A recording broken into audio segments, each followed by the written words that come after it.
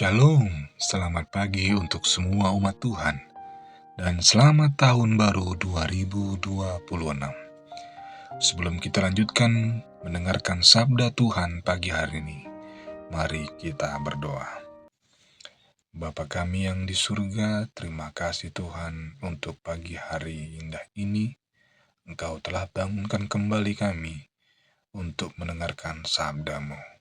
Dalam nama Yesus kami berdoa dan mengucap syukur. Amin.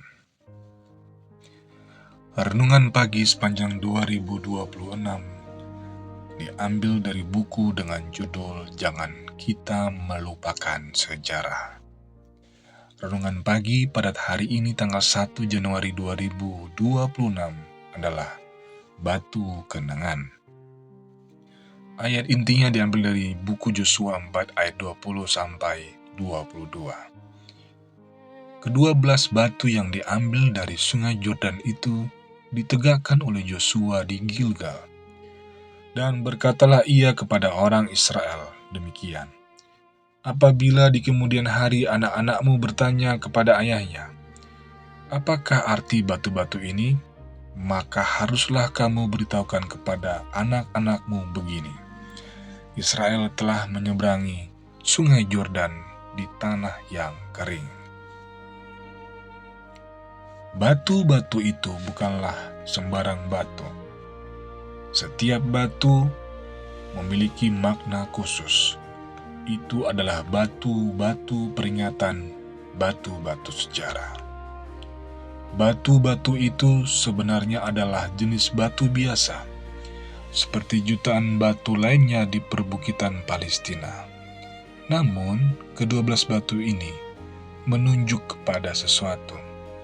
Itu mengingatkan kembali kepada pimpinan Allah dalam pengalaman bangsa Israel.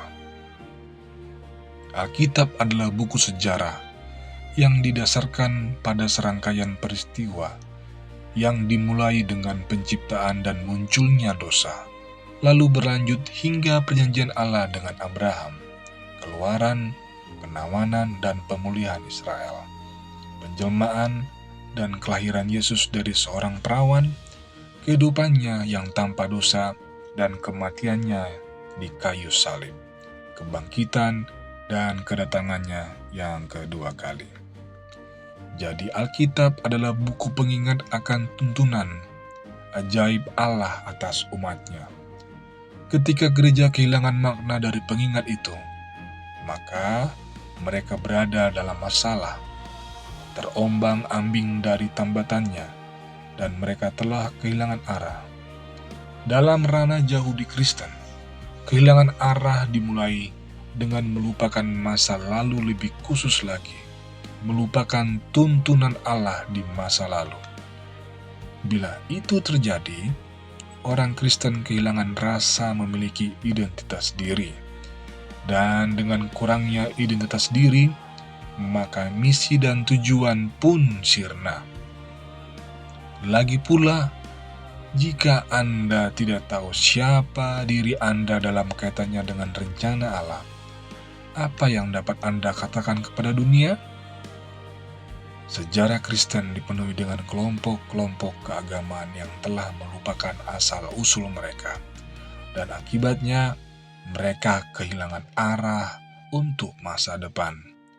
Dan melupakan hal ini merupakan godaan yang sangat nyata bagi Adventisme. Bukanlah suatu kebetulan bahwa Ellen White yang sudah lanjut usia mengingatkan para pembacanya tentang topik tersebut. Ia menulis dalam meninjau kembali sejarah masa lalu kita setelah melalui setiap langkah kemajuan hingga keadaan kita saat ini. Maka saya dapat berkata, puji Tuhan, ketika saya melihat apa yang telah Tuhan lakukan, saya dipenuhi dengan kekaguman dan dengan keyakinan kepada Kristus sebagai pemimpin. Kita tidak perlu takut dengan masa depan, kecuali jika kita melupakan jalan Tuhan yang telah menuntun kita dan ajarannya dalam sejarah masa lalu kita. Seperti yang akan kita lihat dalam perjalanan kita melalui sejarah Adventisme tahun ini, Gereja kita memiliki batu-batu kenangannya sendiri. Bila kita mengabaikannya, maka risikonya akan kita tanggung sendiri. Demikianlah sabda Tuhan di pagi hari ini. Mari kita berdoa. Tuhan Yesus, terima kasih atas sabda-Mu yang mengingatkan kami umat-umat-Mu untuk tidak melupakan sejarah masa lalu kehidupan kerohanian kami, kehidupan langkah-langkah hidup kami. Padamu lah kami serahkan hidup kami sepanjang hari ini. Apa yang kami lakukan adalah karena kuasa dan kehendak Tuhan. Dalam nama Yesus kami berdoa dan mengucap syukur. Amin.